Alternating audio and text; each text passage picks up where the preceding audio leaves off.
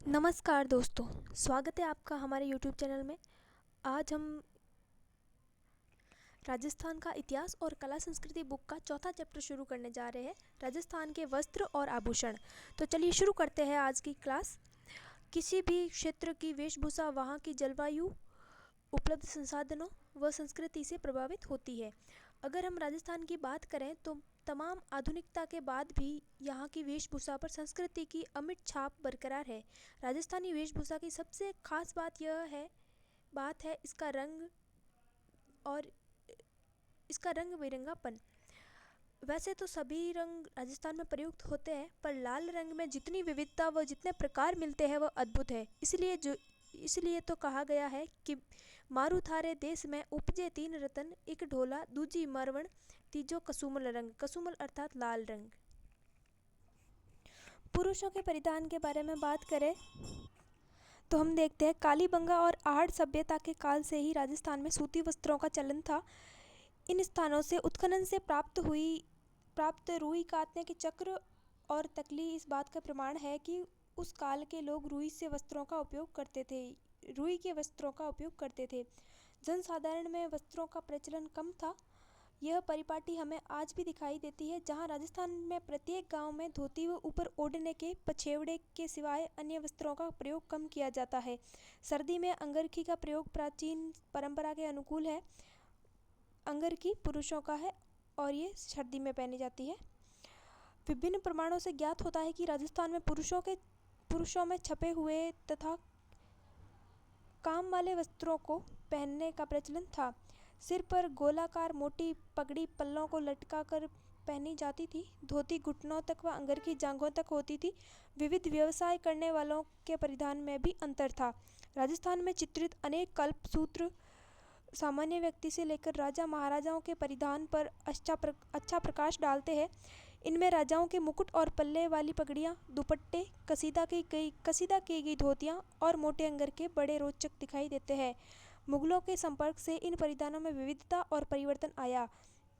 पगड़ियों में विभिन्न शैलियों की पगड़ियाँ जैसे अटपटी, अमरशाही, उदयशाही, खंजरशाही, शिवशाही, विजयशाही और शाहजहानी मुख्य पगड़ियाँ हैं। विविध पेशे के लोगों में पगड़ी के पेच और आकार में अंतर था। सुनार आंटे वाली पगड़ी तथा बंजारे मोटी पट्टेदार पगड़ी का प्रयोग करते थे। मौसम के अनुसार रंगीन पगड़ियाँ पहनने का रिवाज था। मोटड़े की पगड़ी विवाहोत्सव पर, लहरिया श्रावण में और दशहरे पर मदील तथा फूल पत्ती वाली छपाई वाली पगड़ी होली पर काम में लाते थे। पगड़ी को चमकीली बनाने के लिए तुर्रे, सुरपेच, बालाबंदी, दुगदुगी, घोसपेच, पछेवड़ी, लटकन, फतेपेच आदि का प्रयोग होता था। उच्च वर्ग के लोग चीरा और फेंटा बांधते थे। वस्त्रों में पगड़ी का महत्वपूर्ण स्थान था। अपने गौरव की रक्षा के लिए आज भी राजस्थान में यह कहावत प्रचलित है कि पगड़ी की लाज रखना। इसका प्रयोग तेज धूप से सिर की रक्षा के साथ साथ व्यक्ति की सामाजिक स्थिति और धार्मिक भावना को व्यक्त करने के लिए भी किया जाता है। राजस्थान में पगड़ी द्वारा विवाह आदि उत्सवों में सम्मान देने की प्रथा आज भी विद्यमान है। अंगरखी, जो सामान्य जन का पहनावा था, समय के अनुसार परिवर्तित हुई और इसे विविध नामों से पुकारा जाने लगा। अंगरखी को विविध प्रकार तथा आकार में बनाया जाने लगा, जिन्हें तनसुख, दुतई, गाबा, गदर, मिर्जाई, डोडी, कांदो, डगला आदि कहते थे। सर्दी के मौसम में इनमें रुई भरी जाती थी। शरद ऋतु में कंधों पर खेस, शाल, पामड़ी डाल दिए जाते थे। अब पुरुष वेशभूषा के मामले में लगभग संपूर्ण भारत ने पश्चिमी वेशभूषा को अपना लिया है। पैंट कमीज सर्व स्वीकृत परिधान बन गया है। फिर भी राजस्थान का बंद गला या जोधपुरी कोट अलग से अपना स्थान बनाए हुआ है। अब बात करते हैं स्त्री परिधान। जिस प्रकार पुरुष परिधानों के अनेक प्रमाण उपलब्ध है, उसी प्रकार स्त्रियों के परिधानों के भी प्रमाण उपलब्ध होते हैं। प्रारंभिक मध्यकाल में स्त्रियां एक विशेष प्रकार का अधोवस्त्र पहनती थी, जो अब राजस्थान में घाघरा नाम से प्रचलित है। पूर्व मध्यकाल तक स्त्रियों की वेशभूषा में अलंकरण, छपाई और कसीदे का काम भी प्रचलित हो गया। राजस्थान में घुमक्कड़ जाति की और आदिवासी स्त्रियों की वेशभूषा में यह परंपरा आज भी देखी जा सकती है। प्रारंभ में जो अधो वस्त्र कमर में लपेटा जाता था वही कालांतर में घाघरा और घेरदार कलियों वाला घाघरा बना। इसका छोटा रूप लहंगा है। ऊपर पहने जाने वाले वस्त्रों में कुर्ती विशेष रूप से उल्लेखनीय है। आज भी मारवाड़ में इसका प्रचलन है। कुर्ती के नीचे कांचली अर्थात बाहाँ वाली अंगियाँ पहनी जाती थी। साड़ियों के विविध नाम प्रचलित थे, जैसे चोल, निचोल, पट्ट, दुकुल, अंसुक, वसन, चीर पटोरी, चोरसो, ओढ़नी, चूंदड़ी, धोरावाली साड़ी आदि। चूंदड़ी और लहरिया राजस्थान की प्रमुख साड़ी रही है। स्त्रियों के परिधान के लिए कई प्रकार के कपड़े प्रचलित थे, जिन्हें जामादानी, किमखाब, तसर, छींट, मलमल, मखमल, पारचा, मसरू, चिक, इलायची, महमूदी चिक, मीरे बादला, नौरंग शाही, बहादुर शाही, फर्रुख शाही, छींट, वाफ्ता, मोमजामा, गंगाजली आदि नाम से जाना जाता था। इनके नाम आपको याद रखने हैं, थोड़े मुश्किल है पर बार बार पढ़ोगे तो आपको याद हो जाएंगे। अब बात करते हैं राजस्थान के वस्त्र उद्योग की प्रमुख विशेषताएं। सवाई जयसिंह द्वारा स्थापित 36 कारखानों में से कुछ वस्त्रों से संबंधित थे, जैसे सीवन खाना, रंग खाना, छापा खाना, जहां क्रमशः कपड़े सिले, रंगे एवं छापे जाते थे। सामान्यतः रंगाई का काम रंगरेज या नीलगर करते थे। रंगे जाने वाले वस्त्रों में पगड़ी, साफे, ओढ़नी, घाघरे तथा अंगरखी प्रमुख है। रंगाई के प्रमुख प्रकार पोमचा, लहरिया एवं चुनरी है। इनके अलावा रंगरेज चौकड़ी का जाल, पतंगा और धनक आदि भांतें भी रंगते थे। पोमचा का अर्थ है कमल फूल के अभिप्राय युक्त ओढ़नी। पोमचा का अर्थ पूछा जा सकता है परीक्षाओं में, इसकी चांसेस काफ़ी बन रहे हैं। तो पोमचा का अर्थ है कमल फूल के अभिप्राय युक्त ओढ़नी। नवजात शिशु की मां के लिए मातृपक्ष की ओर से बेटे के जन्म पर पीला पोमचा और बेटी के जन्म पर गुलाबी पोमचा देने की परंपरा है। श्रावण में विशेषकर तीज के अवसर पर राजस्थान की स्त्रियां लहरिया भांत की ओढ़नी तथा पुरुष लहरिया पगड़ी पहनते थे, आज भी पहनते हैं। लहरिया 1, 2, 3, 5 और 7 रंगों में बनाए जाते हैं। 5 संख्या शुभ मानी जाती है, अतः मांगलिक अवसरों पर पचरंग लहरिया पहना जाता है। लहरिया की कई भांतियाँ प्रचलित है। प्रतापशाही लहरिया का उल्लेख साहित्य में मिलता है। जयपुर के रंगरेज और नीलगर राजशाही लहरिया रंगते हैं, जिसमें चमकदार गुलाबी रंग की आड़ी रेखाएं बनती थी। यदि आड़ी धारियाँ केवल एक ओर से हो तो वह लहरिया, और दोनों ओर से हो एक दूसरे को काटती हुई आ रही हो तो उसे मोटड़ा कहते हैं। समुद्र लहर का लहरिया जयपुर के रंगरेज रंगते हैं। इसमें चौड़ी चौड़ी आड़ी धारियाँ बनती है। समुद्र लहर भी 2, 3, 5 और 7 रंगों में रंगी जाती है। इनके रंगों के मतलब टाइप्स या अपने को पूछ सकते हैं कि 2 प्रकार से रंगते हैं, 3 से 5 और 7, ये चार पैटर्न में रंगा जाता है और चारों अपने को याद रखने हैं। बद्ध तकनीक से चुनरी के बंदेज सर्वाधिक लोकप्रिय है। कोई भी मांगलिक कार्य चुनरी के बिना अपूर्ण है। जोधाना अर्थात जोधपुर की बनी चुनरी के रंग बड़े चमकीले, टिकाऊ और बंदेज बारीक होती है। सीकर यानी शेखावटी के बंदेज की गिनती भी बारीक बंदेजों में होती है। पहले राजस्थान में मलागिरी या मलयगिरी अर्थात भूरे रंग में रंगा हुआ वस्त्र वर्षों तक सुगंधित रहता था। सिटी पैलेस जयपुर में रखी हुई महाराजा सवाई राम सिंह द्वितीय के अंगरखी अभी तक सुगंधित है। अमोवा का प्रयोग शिकारी करते थे, जो खाकी रंग से मिलता जुलता था। आज छपाई का काम संपूर्ण राजस्थान में होता है। पीपाड़, जोधपुर एवं पाली में बड़े एवं सशक्त अलंकरण छपते हैं, जिसमें लाल, काले, नीले और हरे रंगों की प्रमुखता रहती है। बाड़मेर अजरक पद्धति से छपे वस्त्रों के लिए विख्यात है। लाल और नीले रंग में छपने वाले अजरक की विशेषता दोनों ओर की छपाई, इसके अलंकरण ज्यामितीय होते हैं और तुर्की टाइलों से बहुत मिलते हैं। आहड़ और भीलवाड़ा में मुख्य रूप से लाल और काले रंग में चुनरी की छपाई होती है, पर ओढ़नी को आकर्षक बनाने के लिए तोता, मोर या ऐसे ही फूल पत्ती पीले, गुलाबी और हरे रंग से बना देते हैं। अकोला में बड़े पैमाने पर छपाई के कारण यह कस्बा छिंपों का अकोला कहलाता है। बगरू जयपुर अपने स्याह बगैर यानी काला लाल छपाई के लिए विख्यात है, जिसमें मटिया रंग की जमीन पर लाल काले फूल, पत्ती, पशु पक्षी और अनेक प्रकार के संयोजन बनाए जाते हैं। सांगानेर जयपुर में अन्य स्थानों से विभिन्न प्रकार के अत्यंत ही उत्तम प्रकार के सुरुचिपूर्ण अलंकरण छपते हैं। यहाँ के छिपों का प्रमुख योगदान सुंदर, सौम्य और मोहक रंगों तथा लयात्मक बूटियों में है। पंखुड़ियों के घुमाव, पत्तियों के झुकाव एवं फूलों की बारीकी देखकर प्रतीत होता है कि मानो ठप्पा बनाने वाली खरीदी ने इन फूलों का वैज्ञानिक अध्ययन किया होगा। क्या आप जानते हैं,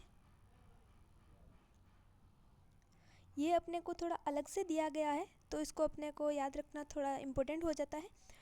Sanganeri hand block print, Bagru hand block print तथा कोटा डोरिया को हैंडीक्राफ्ट से संबंधित श्रेणी में भौगोलिक संकेतक प्राप्त हो चुका है। भौगोलिक संकेतक औद्योगिक संपत्तियों का एक पहलू है जो किसी उत्पाद के देश या उत्पत्ति स्थान का हवाला देते हैं, जो ऐसी गुणवत्ता एवं विशिष्टता का आश्वासन देते हैं जिनका संबंध अनिवार्य रूप से उस परिभाषित भौगोलिक स्थान, क्षेत्र या देश के साथ होता है। भौगोलिक संकेतक यानी जीआई टैग मिला हुआ है। बुनकरों द्वारा उत्कृष्ट कपड़े में कौथून, मांगरोल, कोटा का मसूरिया, तनसुक, मथानिया, जोधपुर की मलमल, बीकानेर, जैसलमेर की ऊन विविध मूल्यवान परिधान बनाने के लिए काम में आते हैं। टुकड़ी मारवाड़ के देशी कपड़ों में सर्वोत्तम मानी जाती है। यह जालोर तथा मारोट कस्बों में अच्छी बनती थी। वस्त्रों को सजाने के लिए चटापटी के अंतर्गत किसी आकृति को कपड़े में काटकर दूसरे कपड़े पर टांक दिया जाता था। इसका प्रयोग जानवरों के वस्त्रों, ऊंट, बैल आदि की झूले, बहली, रथ आदि के पर्दे और तंबाकू कनातों को सजाने के लिए किया जाता है। वस्त्रों को भड़कीला बनाने के लिए गोटा टांकते हैं। सूती ताने पर बादले के बाने से बुनी बेल को गोटा कहते हैं। गोटा, लप्पा, लप्पी, बांकड़ी आदि इसके विविध प्रकार है। चौड़ाई के अनुसार गोटा 4 8 आदि प्रकार के हो सकते हैं। चौड़ा गोटा लप्पा और कम चौड़ाई वाला लप्पी कहलाता है। राजस्थान में सीकर जिले का खंडेला कस्बा गोटा उद्योग के लिए प्रसिद्ध है। सीकर व झुंझुनू की स्त्रियां लाल गोटे की ओढ़नियों पर कशीदे का काम करती है, जिनमें ऊंट, मोर, बैल, हाथी, घोड़े बने होते हैं। शेखावटी में अलग अलग रंग के कपड़ों को विविध डिजाइनों में काटकर कपड़े पर सिलाई की जाती है, जिसे पेचवर्क कहते हैं। कपड़ों को सजाने के लिए रेशम, कलाबूत और बादले से कढ़ाई की जाती है। पूर्वी एवं दक्षिण राजस्थान में उल्टी बखिया, चेन और लंबे टांकों से बड़ी बारीक ढंग से कढ़ाई होती है। पुरुषों के वस्त्र, जामा, चूगा, अंगरखी आदि पर कढ़ाई की जाती है। पश्चिमी उत्तरी राजस्थान में चमकीले रंग के रेशम से लाल काले रंग के कपड़े पर मोटे मोटे टांकों से भराव करके बीच बीच में शीशे के टुकड़ों का जमाव होता है, जो वस्त्रों को भड़कीला बना देता है। जैसलमेर, बाड़मेर आदि क्षेत्रों में ऐसी कढ़ाई आज भी प्रचलित है। अब बात करते हैं आभूषण। राजस्थान के प्रमुख आभूषण। सुंदर दिखाई देना प्रत्येक मनुष्य की चाह है और राजस्थान के निवासी इसके अपवाद नहीं हैं। स्त्रियों में यह चाह कदाचित पुरुषों की तुलना में थोड़ी अधिक होती है। राजस्थान में प्राचीन काल से आभूषणों के प्रयोग के प्रमाण मिलते हैं। कालीबंगा और आहड़ सभ्यता के काल में स्त्रियां मिट्टी और चमकदार पत्थरों के आभूषण धारण करती थी। कुछ शुंगकालीन मिट्टी के खिलौनों और फलकों से ज्ञात होता है कि स्त्रियां हाथों में चूड़ियां और कड़े, पैरों में खड़वे और गले में लटकन वाले हार पहनती थी। ये सोने, चांदी, मोती और रत्नों से निर्मित थे। निर्धन स्त्रियां कांसा, पीतल, तांबा, कौड़ी, सीप और मूंग के गहनों से खुद को सजाती थी। हाथी दांत से निर्मित आभूषण भी प्रयुक्त किए जाते थे। मध्यकाल तक आभूषण की बनावट में काफ़ी परिवर्तन आए। तत्कालीन साहित्य और शिल्प में इसकी अनेक बानगियाँ देखी जा सकती है। ओसियां, नागदा, देलवाड़ा, कुंभलगढ़ आदि की मूर्तियों में कुंडल, हार, बाजूबंद, कंकण, नुपुर, मुद्रिका आदि ने अनेक रूप और आकार प्रकार दृष्टिगत होते हैं। आभूषणों के ये प्रकार वर्तमान काल तक प्रचलित है। स्त्रियों द्वारा सिर पर बांधे जाने वाले गहने को बोरला, शीशफूल, रखड़ी और टिकड़ा कहा जाता है। कंठ में धारण किए जाने वाले आभूषण हैं थमड़ियों, थेड़ियों, आड़, मूंठिया, झालरा, ठुस्सी। गले में और वक्ष पर धारण किए जाने वाले आभूषणों में तुलसी, बजट्टी, हालरो, हांसली, तिमणिया, पोत, चंद्रहार, कंठमाला, हमेल, हांकर, मांदल्या, चपकली, हंसहार, सरी, कंठी आदि प्रमुख है। कानों में पहने जाने वाले आभूषणों में कर्णफूल, पीपलपत्रा, फूल, झुमका, अंगोटिया, झेला, लटकन, टोटी आदि, और हाथों में कड़ा, कंकण, मोकड़ी, लाख से निर्मित चूड़ी होती है, उसे मोकड़ी कहते हैं। कांतर या कांच की चूड़ी होती है, वो हाथ में पहनते हैं उसे। नोगरी, चांट, गजरा, गोखरू, चूड़ी प्रमुख है। इसी प्रकार उंगलियों में बींटी, दामना, हथपान, छड़ा तथा पाँवों में कड़ा, लंगर, पायल, पायजेब, घुंघरू, नुपुर, झांझर, नेवरी आदि पहने जाते हैं। नाक में नथ, बेसर, बारी, भोगली, कांटा, चूनी, चोप, भंवरकड़ी आदि, और कमर में कंदोरा या करधनी पहनते हैं। दांतों में सोने के पत्थर की खोल बनाकर चढ़ाई जाती, जिसे रखन कहते हैं। किसी स्त्री द्वारा दांतों के बीच में सोने की कील जड़वाते हैं, उसे बोलते हैं चूंप। राजस्थान में पुरुष भी अनेक प्रकार के आभूषण धारण करते हैं। कानों में मुर्कियां, लौंग, झाले, छैलकड़ी, हाथों में बाजूबंद, कड़ा, नरमुख, और उंगलियों में अंगूठी, बिठिया और मुंदड़ा आदि पहनने का जो रिवाज था वो अब काफ़ी कम हो गया है, लेकिन ग्रामीण क्षेत्रों में अब भी ये आभूषण पहने जाते हैं। बच्चों को विविध प्रकार के आभूषण पहनाए जाते हैं। बच्चों के कंठ में हूंसली, हाथ और पाँवों में कड़े और कानों में मोती या लूंग पहनाए जाते हैं। हाथ और पाँव के कड़ों को कड़ुलिया कहते हैं। पाँवों में पहनाई जाने वाली पतली सांकली, जिसे घुंघरिया फांद दी जाती है, झांझरिया या झांझरिया कहलाती है। इसे पैंजनी भी कहते हैं। राती छिंतरी में सोने का खेरा, मूंग का आखा और रतन चण बांधकर तैयार किया गया बच्चों के गले या कंठ का श्रृंगार, जिसे रत्यावड़ी या गांठ गुमड़े नहीं होते हैं, उसे नजरिया कहते हैं। नजरिया बांधते हैं तो बच्चों के गांठ गुमड़े नहीं होते हैं। बच्चों का कान छिदवाकर सोने या जस्ते की कुड़क पहना दी जाती है। बाद में इन्हीं छिद्रों में मोती, लूंग, गूदड़ा, मुर्की या बाली आदि आभूषण पहना दिए जाते हैं। ठोस सोने की कुड़क मुर्की कहलाती है। राजस्थान में आभूषण निर्माण की भी बहुत समृद्ध परंपरा रही है। राजस्थान की राजधानी जयपुर की स्थापना के समय इसके संस्थापक के मनोमस्तिष्क में आभूषणों की कितनी महत्ता थी, इसका भान इस बात से होता है कि उन्होंने जयपुर के प्रमुख बाजार का नाम जौहरी बाजार रखा। यहाँ की सबसे प्रमुख चौपड़ का नाम माणक चौक रखा, क्योंकि माणक को रत्नों का सरताज माना जाता है। वर्तमान में जयपुर अपने आभूषणों और रत्न व्यवसाय के लिए विश्व प्रसिद्ध है। राजस्थान के कुछ नगर अपनी विशिष्ट आभूषण निर्माण शैली के लिए भी प्रसिद्ध है। इसी प्रकार प्रतापगढ़ की थेवा कला, जिसमें कांच के बीच सोने का बारीक काम किया जाता है, पूरे देश में अपनी पहचान अलग ही रखती है। अब है 5 क्वेश्चन है, इसके आंसर आपको कमेंट बॉक्स में बताने हैं। पहला है, कसुमल कौन सा रंग होता है? दूसरा है, सीकर जिले का कौन सा स्थान गोटा उद्योग के लिए प्रसिद्ध है? बोलना नामक आभूषण स्त्रियां कहाँ धारण करती है? दांतों के बीच सोने की कील जड़वाना क्या कहलाता है? थेवा कला किस जिले से संबंधित है? पांचों प्रश्न बहुत सिंपल है, जो मैंने अभी तक पढ़ाया है इसमें से आ रहे पांचों क्वेश्चन, तो आप इसके कमेंट बॉक्स में ज़रूर बताइए इसका आंसर। Thank you.